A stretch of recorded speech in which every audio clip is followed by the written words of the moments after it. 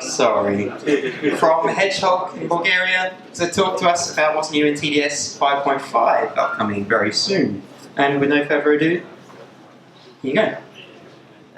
It might need to. Is that? Do you hear me well, guys? No. Very nice. It's turned off. Now? No. Test. No. Still there? No. No, that's gone off completely. What have you done, Steve? I did nothing. Yeah, that's what I say when I break my build. Is there a button on there? Test. No. It's on. Yeah, the light's on, but No one's home. Test. I'm not feeling good.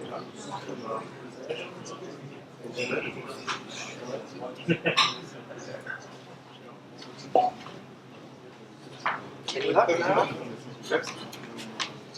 What about me sitting next to you on the microphone? No, also not. No.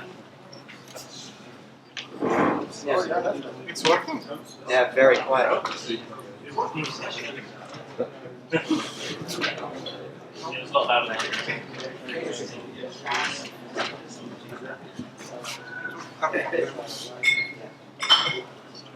Take it. It's nothing. Yes, you're gonna have to deal with it. I'm sorry. Thank you, Steve. Yeah. You're of much help. Yeah, I can just magic it better. Okay, so my presentation might go a little bit slower then, because I'm going to drop the microphone, pick the microphone, showing you stuff. So what's new in TDS 5.5? We are going to release the version next week. And let's start by who is using TDS here. Fair amount of people, nice. I bet you will appreciate the new changes, and the people who aren't using it might start using it after that. So TDS is a huge step forward, and the new features are coming. When I first saw the demo of this version, I actually thought that I can split the major features into two main groups. One of them is development improvements, development quality of life improvements, and the other one are build improvements. We are focusing on that. And we are also touching some old things that we weren't happy with. So, the major features. TDS now supports outsync, meaning that when you make a change in Sitecore, it will automatically get into your TDS project. We have an option to auto-deploy content files. We have an option to sync multiple TDS projects at once, something that was missing for a long time, and some people really want that. TDS build components is a NuGet package which actually enables us to do cloud builds now, which is really important, and I'll dig deeper into that later. And we have Delta builds. So I'm going to switch to demoing things. The presentation is going to be really short. So I have a demo website here. It's with the cute hedgehogs. As you can see, we love the cute hedgehogs at Hedgehog. So we have a demo site. It's pretty simple, nothing fancy. And that's about it. So I'm going to switch back to my Visual Studio. You'll see that we have everything version from this website, coming from templates, layouts, things like this. So the new features, let's start from where you actually enable them. They're actually enabled in the options into the TDS option general tab. Here we can say that we can enable outsync from here. Someone might not want to use that. For example, there is a pretty nice Rocks plugin for TDS, which is basically doing that automatically out of the box. And I'm using that, for example. And we have the content file sync enabled from here as well. So let's see how the outsync works. Please keep in mind that this is still in a beta, so if something doesn't work, don't blame me, please. Send an email to support. Send an email to support@hedgehogdev.com. That's what you should do when you see sidecore issues. Don't ask Nikola on Swag. So I'm looking my news template now. I have a news page template here, and I notice that there isn't an author. So I'm just going to add a news author here. It's hard to type with one hand, Steve. So news author. If I go to my page here, I'll notice that this file is automatically added. Now, how does it work? Because I don't want everything synced, I might have multi-site solution with multiple websites, multiple things to sync. Well, this is actually controlled by the deployment property manager, which leads me to the fact that we actually redesigned that deployment property manager. It is much more intuitive now, and we don't have the tons of extra information we had before. So if the child items settings are the same as the parent, they just won't show up. You'll just see same as parent here as a message. So the outsync is actually depending on the child item sync property. If you set it to all children, it will sync everything and it is the same. So let's try it out if it works. Let's hope it does. So I'm going to add a test folder here. And I'm switching back to my solution, and you'll see that the test folder is actually added. Now, if I add it outside of my node that's synced, so I'm going to add to the templates, I'm adding one thing here, you'll notice that it's not present because it's controlled by this setting. The next feature is out-syncing content files. So many times I was in situations where I just changed some CSS class or something like that, and I needed full review to push the change to my server, which is pretty slow. To my local, actually, not to my server. This is pretty tedious task, and if you are doing CSS changes or switching out HTML, it might take some time because we love to do front-end work. So the new feature is actually handling that. If you have auto content file sync, you can just modify the HTML. So I'm going to use this page here, and I'm going to add some dummy text to the title. I'm going to add some dummy text here. Okay, and it crashed. Don't send it an email. Yep. So let's try on our page. Let's try on the home somewhere. Maybe sure to see this go up with administrator. Well, actually, yeah, I'm not running as administrator, maybe. Yep, that's it. So let me just quickly reboot it.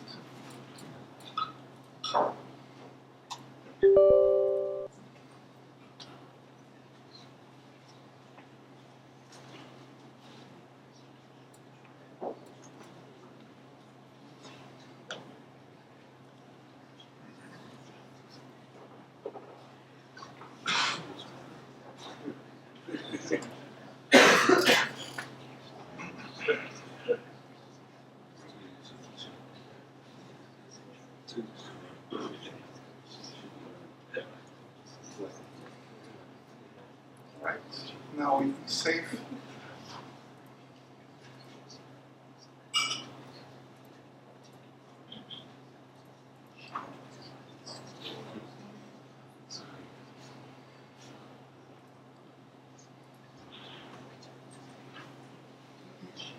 Okay, you can see that the outsync actually pushed the file and outsync again.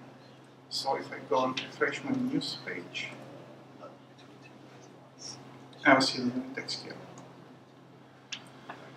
The next major feature I want to show is syncing multiple TDS projects, and this is actually having a huge impact on the new component-based architecture solutions. So I'm going to use Habit as an example, because this is the most popular component-based architecture project out there. So to do this, I am first going to disable my auto-syncing because it will get the changes automatically. I'm actually using the TDS Habitat branch. We are maintaining this in the Hedgehog repository. It's there as fork, and we are doing it as a branch. So I will just go into the Habitat project.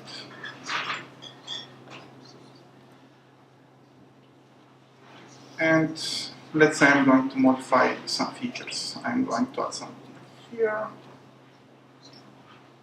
And I'm going to modify the name feature.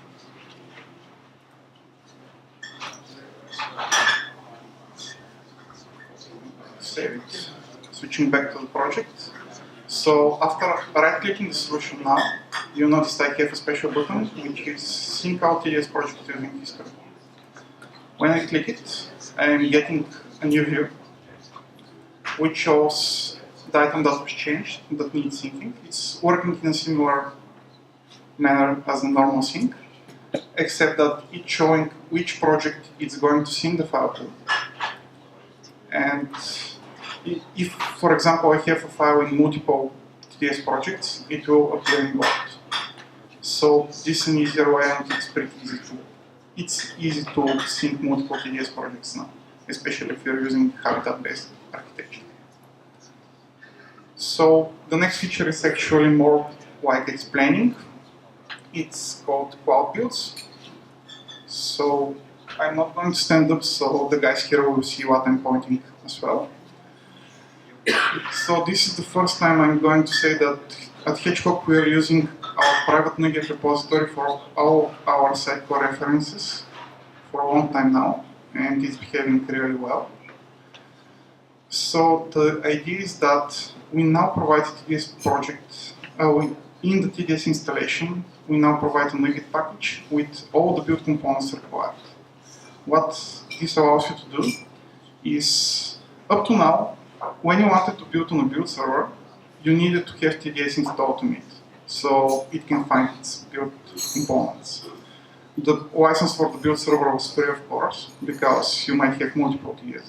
You might have multiple build servers. Now, if you have a private NuGet repository, you can actually just install the NuGet TDS build components package to your TDS project, which again will provide in the installation. You're committing your code in the source control. After that, when you trigger a build, the build server will automatically restore the TDS build components as they are, as it's behaving like any other NuGet package, and it will be able to build. This will also allow you to have multiple TDS versions building at the same time on the same build server, which is what was also not possible before. But the thing it allows you to do is actually building TDS projects in the cloud, which is really important because on the cloud build servers you didn't have the capability to install TDS. And of course we had some workarounds, but now it's possible out of the box. Sorry, did I get it right? So we don't, since now we don't need to have installed TDS on the build server. Yeah? You no longer need TDS installed on the build server. You can, well, in case you have a private NuGet feed in your company, if you're using it. If you're not using it, you need TDS as a package. Yes, you can actually install it. Let me switch to my. Not this. What about the license? Well, what do you mean about the license? In the past, when you installed the TDS on the build server, you need to register a license, even though it's supposed to be free for build server, but you need to use a license. Will it bypass the license check? Well, it's free for build servers actually. But when you install it, you have to use a license. Well, you need a developer license here. I mean, at least one of your developers should have a TDS license to be able to build on the build server. Well, And you can reuse this license. What I meant is, through the NuGet package, will it request the license at some point? Well, you are going to receive the NuGet package only if you have a license. Okay. Yep. And you need I to don't put see how it fits you need with to the put project. environment variables for the username and password. Yes. Okay, Yeah. that's why. That's yeah, right, yeah. yeah, sorry. So the NuGet package, this is actually the new TDS installation, and we already provide NuGet packages for the rocks connector and the two-plate diagrammer, and now you can find the hedge code development TDS in a bit package here, which you can upload and review. So that's actually about cloud builds. It's really cool. I really like it, and I'm using it for a long time now. This is the most tested version of TDS ever, if you know what I mean.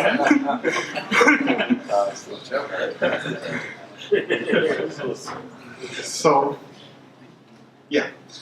You might want to put it back in the presentation mode. I don't. I'm just going to mention that I'm going to Delta builds. I'm spoiling things for you, Mike. So, I mean, Delta builds, what it is. So up to now, every time you deploy the TDS package or make your build server generate an update package, you needed to include all the items. Sometimes we just need one or two, or the things we changed so far. That's why we added the capability to have Delta builds. Delta builds are enabled from the General tab.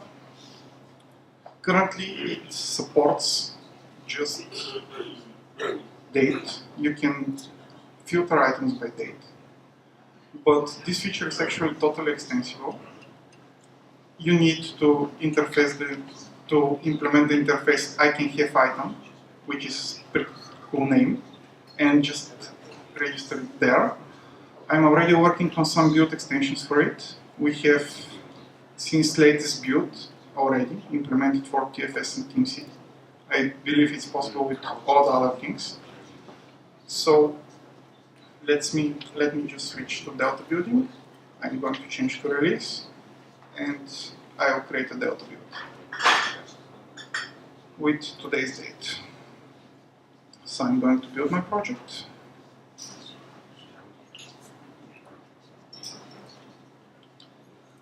The packages are in package release. So I'm going to sort by date. I built, as you can see, I built a TDS project. I built my project before I started the presentation, and the item file was 92K. After my build, now I'm up to 28, meaning that it included just items I just modified or added to the solution. So, in case you think I lied to you, I'm going to open it. I might be lying, I don't know. So into added files, you will notice that just the things I modified are added here. So just the test page, the test, and the use details. It really helps scaling down items a lot. Sometimes even the generation takes a lot, it's a lot faster. And you deploy smaller packages and you do hierarchical updates. It's real. Does that include things like deletes? What? Will it include deletes as well, if I delete a template, for example? Yes. Really? What? Yeah. Well, deleting is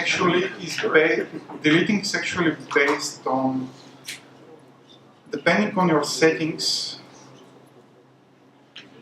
in the build tab. It depends on your recursive deploy action always.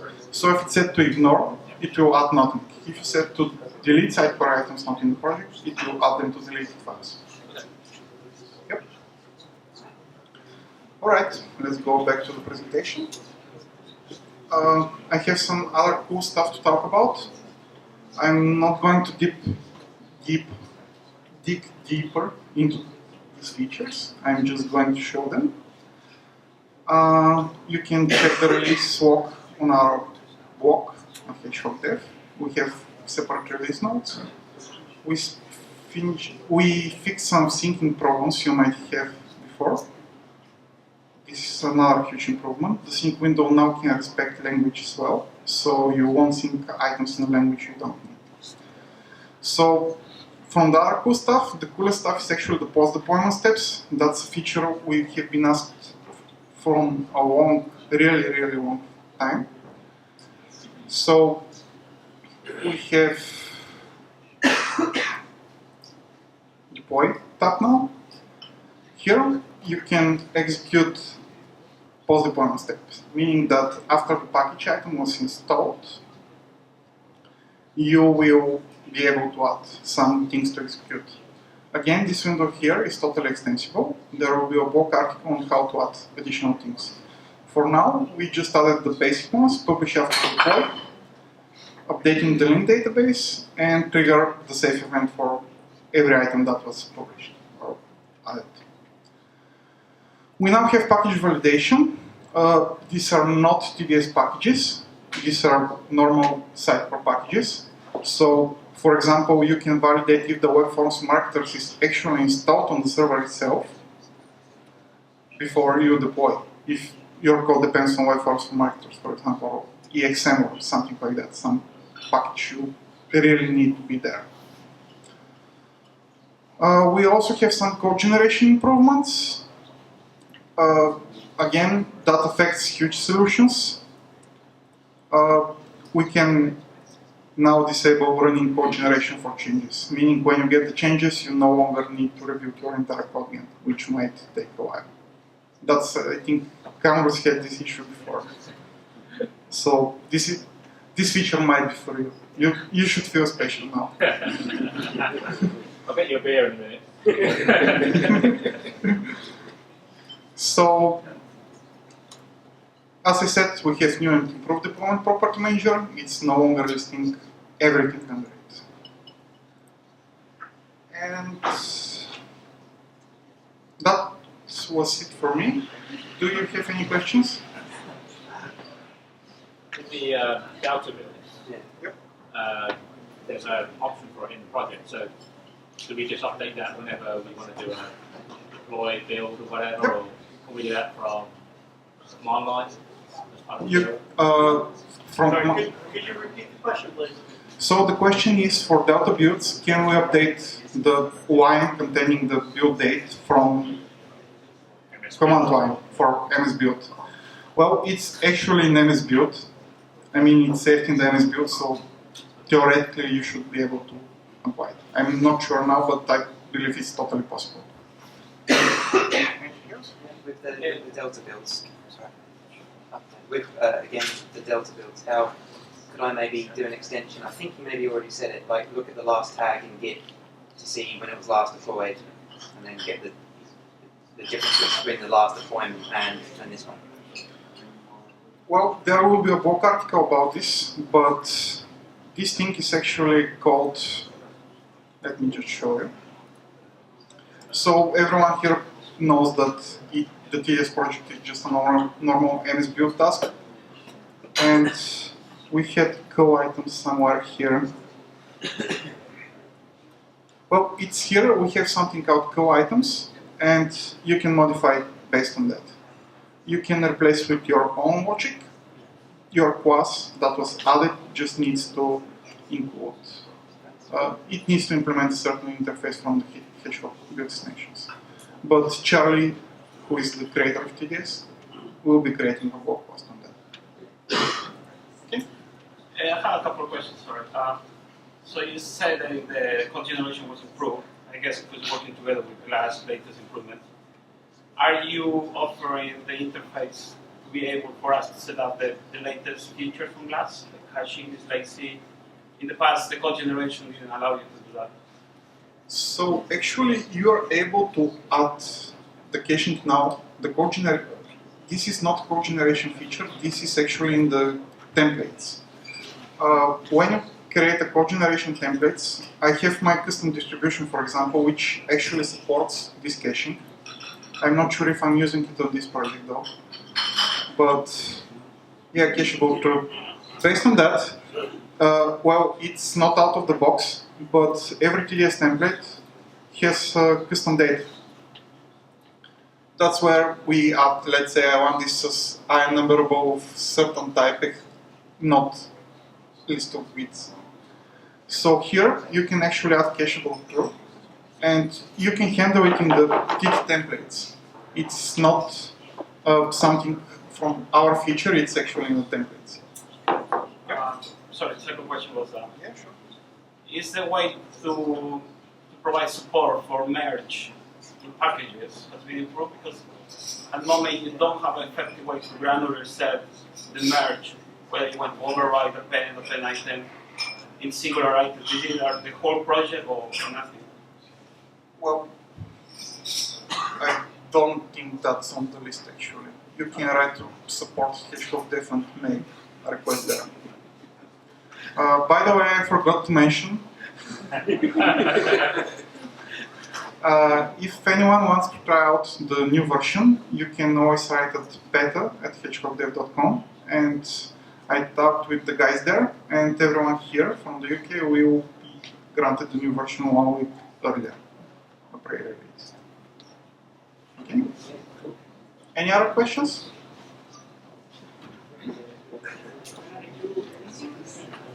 When 23rd of March, next week. Yeah. Okay. Is the actual cost to upgrade or if you are currently in a license?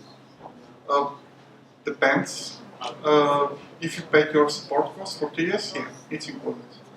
We always include, when we sell TDS licenses, well, it's 1 year of free support and free upgrades, and after that we have a renewal. But our sales guys can tell you more about it. Yep. I'm not in sales, I don't talk money.